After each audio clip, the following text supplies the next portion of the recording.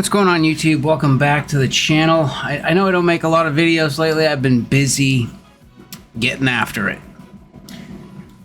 And if you can't read the writing on the walls, and I know the whole topic of Trump and is he doing the right thing and not doing the right thing?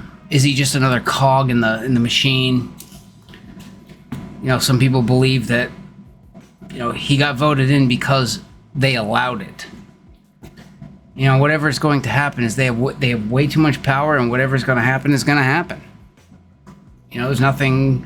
He does not have the power or the authority to stop what's already been.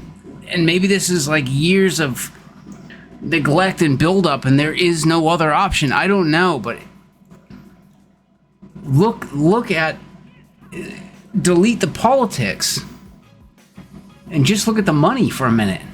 And like, pay attention to what's happening to the money. I mean, if you're behind and you're trying to get ahead, or you're thinking about getting ahead, this might, honestly, you're running out of time.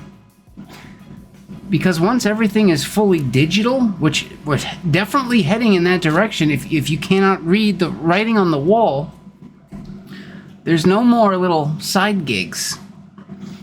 Those days will be over. You know, there's no more having a garage sale, which is crazy to me. You know, you go and you buy something that's been taxed a bajillion times by the time it gets to the store, and then you buy it and it gets taxed again. And then it's old and it loses most of its value. And you have a garage sale and you sell it for cash, a couple extra bucks to get you by. And it's like, Uncle Scam wants you to report that. And he wants some. What? But rewind, go back in time, look at money. And this is the very thing that I did when COVID happened. It really woke me up. And I went down the money rabbit hole. Deep. Not so much the political. You know, I am political, but like, I'm looking for the best option. And Democrats, what they just did, all the spending and bullshit that they did, and all the waste, fraud, corruption, like, it got pretty bad. And now Trump, like, I don't know. Some of the decisions he makes I agree with, and some of them I royally disagree with. So I don't know if he's another cog or not, or if he's just part of the machine. I don't know. But money used to be gold and silver. And then we had this paper currency, which was backed and convertible into gold and silver. Our change was silver. Our pennies were copper. They actually had value, you know, because of their scarcity and their uses, you know. And then all of a sudden we come off the gold standard. You see how this is a very slow dismantling of the constitutional money system. It's very slow, but it seems like it's very deliberate. And it's weird how it all kind of, I mean, think about it, right? Money backed by gold, or money was gold. Then we had convenience factor, or maybe that's how they sold it. Like, oh, look, it's way more convenient. It's light, you know, much easier to carry around. Now our money is no longer backed and convertible into gold. And then in, what, 1967 or 1965, they took all of the silver out of our change. Now it's other crap metals, right? There's no more 90% silver. Like, that stuff does not get circulated anymore. It's garbage metals. And then in 1982, they pulled the copper from the pennies. And now, in 2025, we're getting rid of pennies altogether. Like, we're just, no more. We're not making them anymore. Because it doesn't make sense. I've been saving any copper penny. I've found a copper penny in the parking lot of Home Depot 2 days ago. A solid copper penny. I picked it up and I threw it in my jar. Because one copper penny is 3 cents. It's 3 times. You know, it's face value. But if you can't see where this is leading, you know, slowly, slowly, slowly, they are dismantling the constitutional money system. Once this, I mean, this is, at least, this is somewhat Duke? I'm busy! You want a hundo? You want a hundo or a 50? Here. Leave me alone. Sorry about that, I had to feed Duke, but, you know, basically what I'm getting at here is I'm trying to reach out. So I've been trying to help people in any way, shape, or form that I can. And I've found that trying to help people, like, physically help them, you know, like, hey, you can come stay here thing, you know, like, I don't know that exactly helps. You know, I had a coworker that I used to know, and, you know, we were both the same age, both in the same spot 5 years ago. He was staying with his brother. I was staying with, you know, some roommate because I couldn't afford to live alone. I had no money. I had a 500 credit score. COVID happened, and he moved to another state. Got himself buried in credit card debt. No license, no car. You know what I mean? Kind of depends on other people. And I started going down the financial system hard. Looked into every aspect. The financial system, the, you know, silver market, the crypto market is my most recent venture. I've been looking into, like, what wealthy people do. They always refinance their house, and like how they, you know, lower the you lower the interest, you keep more of your money. Rich people just they never pay off their houses. Like, you just keep refinancing and you keep the cash in your pocket, and you build up a huge chunk of cash. You could pay it off tomorrow if you wanted to. You could pay the whole house off. You know, you want enough cash sitting there that you could pay the house off. But they just keep refinancing, refinance. You know, and all that interest is tax deductible. So I've been learning all these little tricks and working my ass off for the last, like, 5 years, working 6-7 days a week, trying to get after it while we still can. Because that, like I say, that cash, look at money. Just simply look at constitutional money and what has been happening. Now we're getting rid of pennies, then it's going to be nickels, then it's going to be dimes, then it's going to be quarters, then it's going to be dollar bills. Right? And then we're going to have higher denomination bills. And then you look at silver, and I know this is the thing, there's a ton of videos out there that silver is going to hit $400, $1,000, $4,000 tomorrow, and I do not think that is true. I've invested a huge chunk of my wealth into silver. Started down here like 19, 20 bucks, and I've been buying all the way up to 30 bucks, and then I stopped. I said, I think I have enough in silver. I'm going to switch over to something else. Then started looking into the crypto market, and I'm like, holy shit, you really have to look at you can't just dive into one thing. You have to look at all aspects of the financial system. Look at the government. What are they doing? Is it the government at all? And you can see that clearly they're letting, well, some of them, it seems like they're holding. But it seems like the crypto market overall has done I've been investing in silver for like years, and I'm not really up that much. I've been investing in crypto for like a year, and I'm up massively. So it seems like they kind of want to push everybody into crypto, and I'm like, okay, why is that? What is the reason behind that? There's got to be a reason. Well, because the dollar, when we were on the Bretton Woods agreement, there was a demand for dollars. Bretton Woods Agreement no longer exists. Countries are dumping dollars. So now we're in a little bit of a pickle.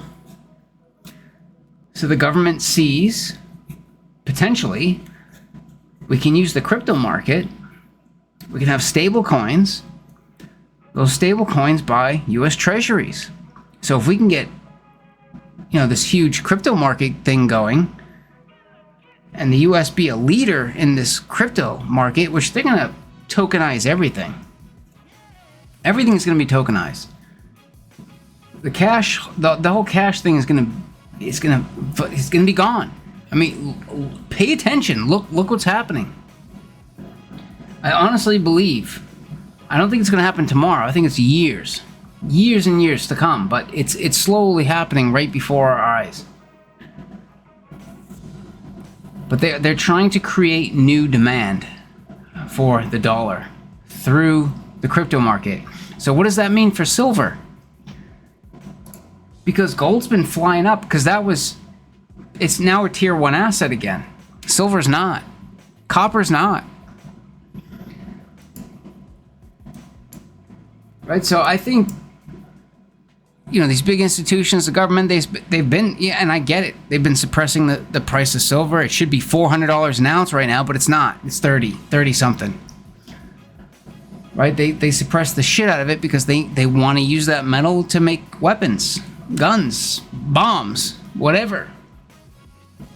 Yeah, it has uses for solar panels and stuff, but I think they don't want people to look at silver like money or copper. Does that mean we won't see a massive run in silver? I think we will. All I'm saying is you really have to look at everything, right? There's like videos about the Iraqi dinar. That's going to go to whatever tomorrow, and who knows? I put a small investment into it. It's aside. I've forgotten about it. I'm just going to leave it. I invested a bunch in silver, and honestly, I think you just have to do your homework and think about what the most logical outcome is that you think. And I think this is exactly what's coming. I think that the crypto market is going to blow up first. As soon as the Fed lowers interest rates, not to say that silver and gold don't go up in that same time period, but I don't think they're going to go up like the crypto market. I think the crypto market is going to explode.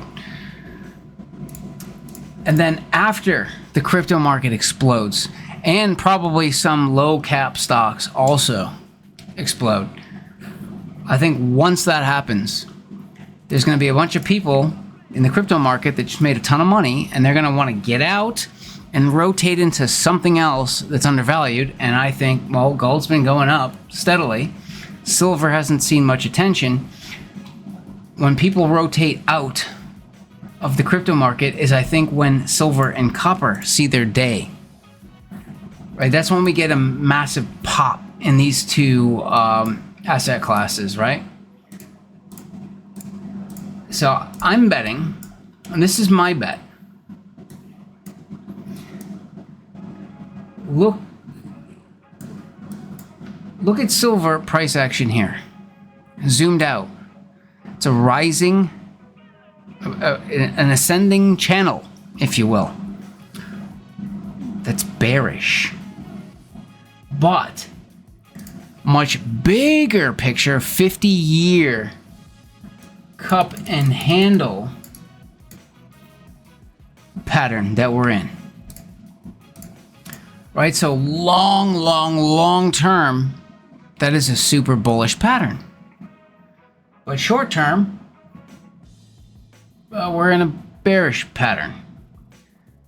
So I think what is to come is potentially silver might pop and get up into the 40s, potentially hit that $50 mark after, the crypto thing and everybody rotates out and jumps into silver and potentially copper as well, right? And they explode. If silver gets up into this area, this $50 area, I'm liquidating. I'm getting the fuck out of silver. Because I think it's going to drop. And I'm going to have a chance to jump back in and scoop it all right back up. And I don't think the major explosion comes until sometime in like the 2030s, 2035, 2036. If I had to put a date on it. So last thing before I leave you guys, I found this. I'm sure maybe some of you guys have seen it. But some farmer 150 years ago somehow was able to predict market tops and bottoms with like 93% accuracy. How the hell did he do that? Periods when to make money, huh? I don't know if it's based on like the moon and the sun and like the tides and what the hell, I have no idea, but this has 93% accuracy. So I think this is something just, you know, it's not the Bible, but, you know, it's something we can keep in the back of our minds. And you can see 1981, for instance, right before I was born, silver was at like $50, $50 an ounce. What is it at now? In 2025, it's trading for $32. Not to say that silver is not a good investment, because it is. I do believe it is. But depends on when you're buying. Just like anything else. You make money when you buy, not when you sell. Then 1985, that was a market bottom. That's when I was born. And then we go up to 1999, or the year 2000, the dot-com bubble. See, the dot-com bubble was a major market top. Then we came all the way down, 2005, shot back up to 2000. It says 2007, but it was actually 2008, right? The financial crisis, the housing thing. All right, it's a year off. It's not perfect. It's 2026, 2027. It's within the range. Right? Then it went down.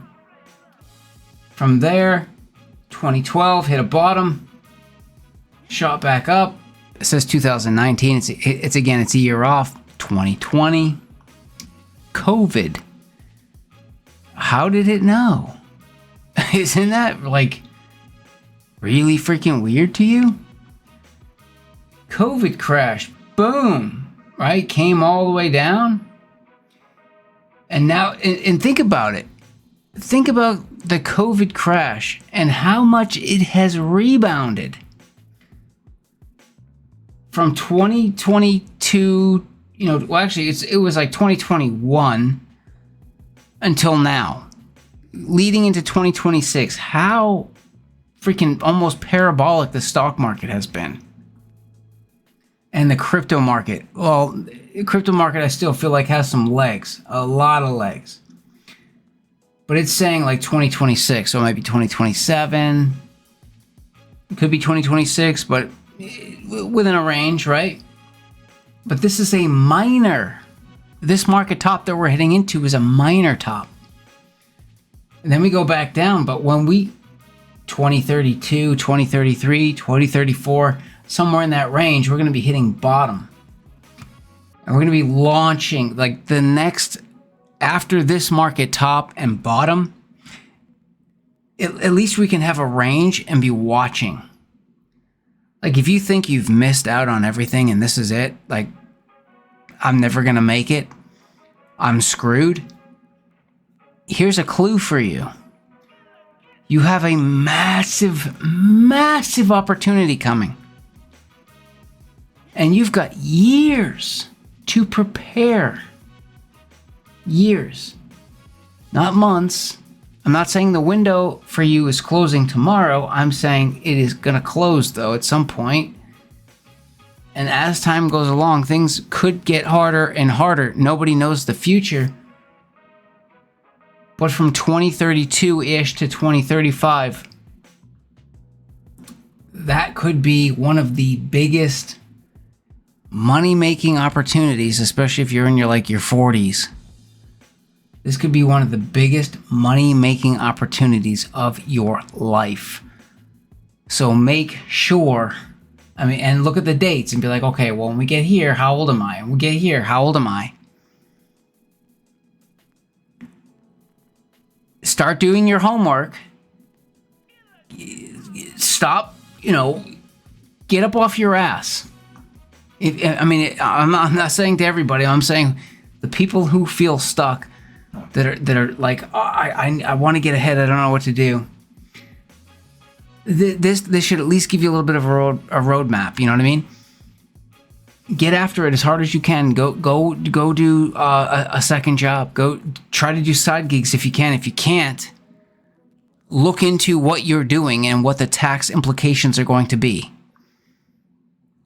And if it's not going to work out, then try to find something else. Try to figure something else out. There's always a route. You just have to find it. It might require you learning some new skills. You might have to. We have the internet, for Christ's sake. You can learn how to do anything you want. That's what I did, right? I was doing like plumbing and heating.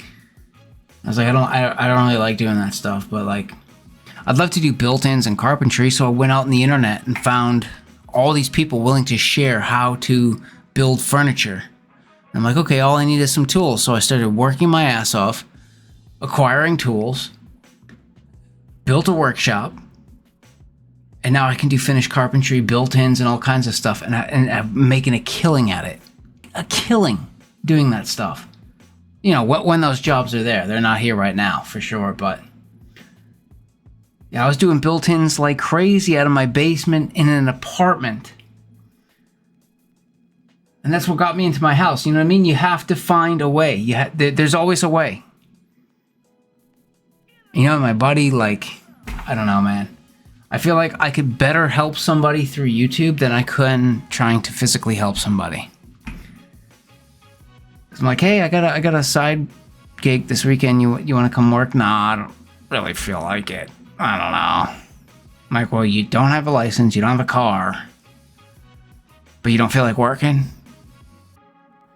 No, I don't know, man.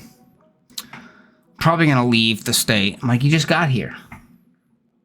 You gonna go screw off to somewhere else now? Didn't you just come back here because you were in debt? And you think the grass is greener on the other side? Man, just you gotta hunker down. You gotta hunker down and say, yep, this is it. This is what I'm doing. This is my 5-year plan. And then you have to just go do it. But yeah, anyways, guys. I'm going to bed. See you later.